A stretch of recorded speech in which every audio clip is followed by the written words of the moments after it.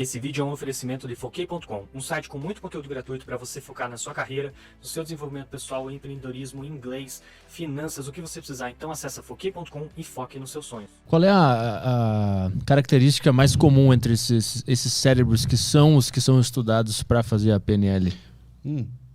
E por que eles são assim, né? Também? Eles são especiais? Eles tiveram sorte de ter esse cérebro? Isso é uma pergunta boa também. O que aconteceu? Aí que tá, olha que legal.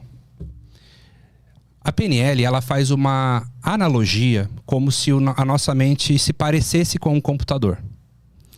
Então imagina, o nosso cérebro é como se fosse um hardware.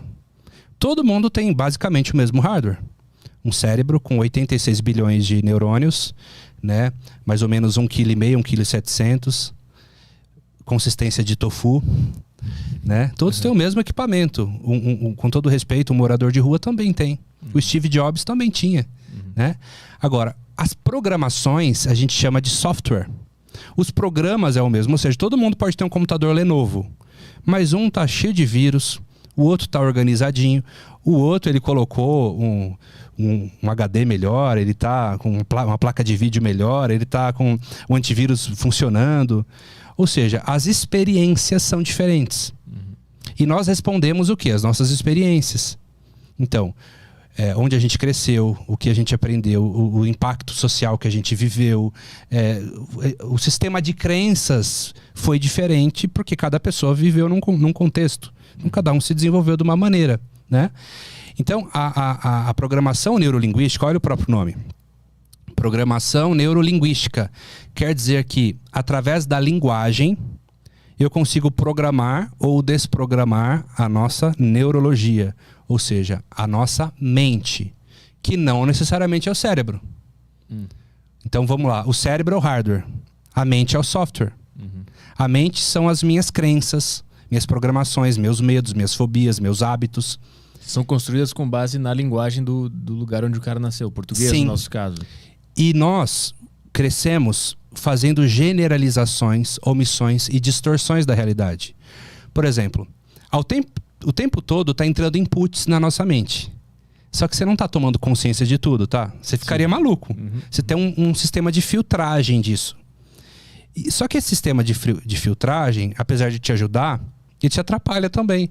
Porque a gente generaliza coisas na vida. Então, por exemplo, você tem um amigo que ele montou uma loja no shopping de uma franquia. E, pô, deu tudo errado, quebrou o negócio. E daqui uns 2 anos você fala assim, cara, vamos montar uma loja no shopping, uma franquia, um negócio bacana. O que ele vai falar pra você?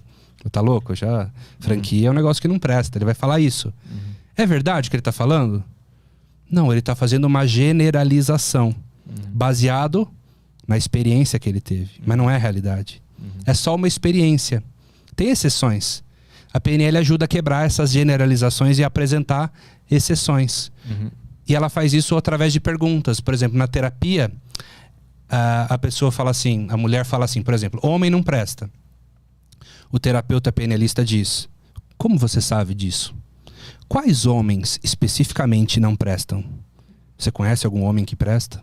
Ou seja, ele vai fazer perguntas que a pessoa, peraí, realmente não é bem assim, né?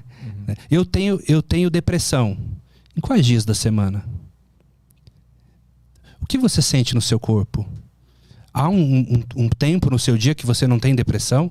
Ela quer quebrar essas crenças, essas generalizações, muitas vezes perguntando, fazendo a pessoa buscar na estrutura profunda dela para falar, peraí, poxa, realmente, não faz sentido. Mas a PNL, ela funciona com base nessas perguntas ou ela também existe? É muito mais do que isso. Tem a sugestão também.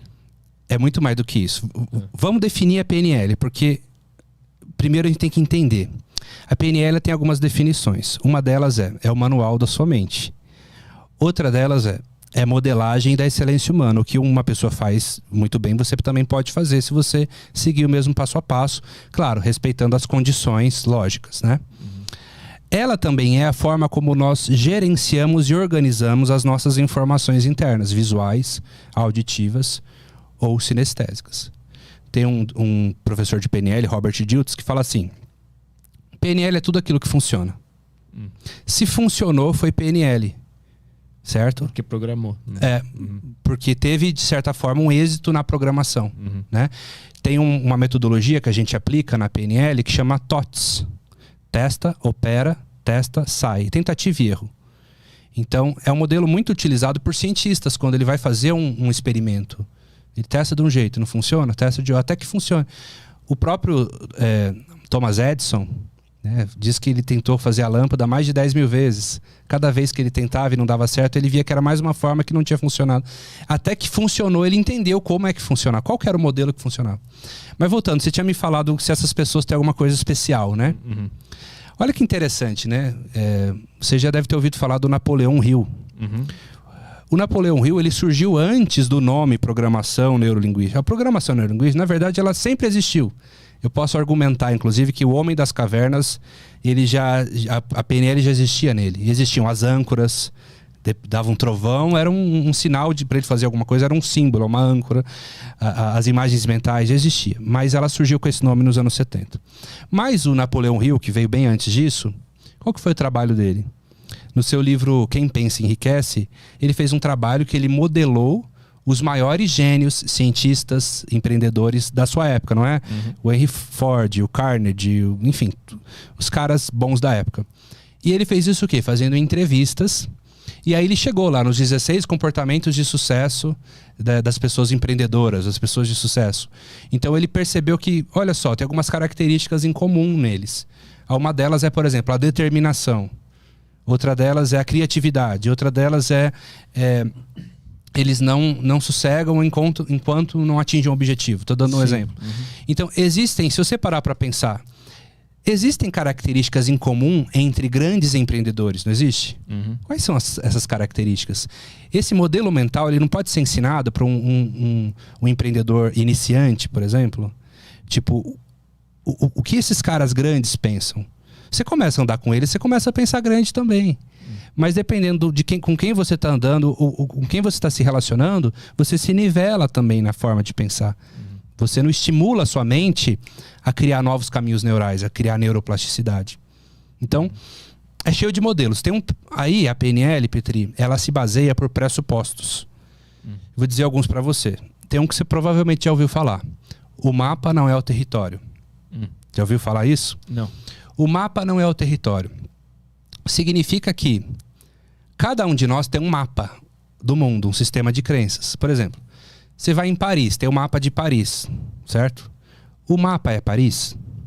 Não, um indicativo, né? Ele é um modelo menor da cidade, mas ele não é Paris. Quem mora lá na cidade, às vezes nem tem o mapa, mas conhece coisas que o mapa não conhece. Detalhes, né? Então, cada um tem um mapa, só que o mapa não é o território. Quando a gente entende que o mapa não é o território, Petri, por que eu vou brigar com o outro que tem uma opinião diferente da minha? Por que eu vou fazer ele engolir a minha verdade? Você pode pensar diferente de mim. Você tem um mapa, eu tenho outro. Tem mapas que aparentemente parecem ser mais interessantes do que outros, obviamente. Mas ninguém tem acesso ao território. O que é o território? Tudo. Você pode chamar de Deus, de todo, de universo, planeta Terra, enfim, é algo muito maior que você. É incognoscível isso, né? Você não consegue compreender, né? Mas cada um tem um mapa e esse mapa ele é alterável, ele é editável. A gente muda de crenças, a gente muda de percepção. Uma hora você pensa uma coisa, se te convencer de outra, você pode pensar de outra maneira, não é? Então a gente tem modelo, então a gente tem que respeitar o mapa das pessoas. Então o mapa não é o território. Quando a pessoa chega no consultório e fala assim, poxa, meu marido não me ama, meu marido não fica comigo, não me dá atenção. Nossa, tô com muita raiva dele.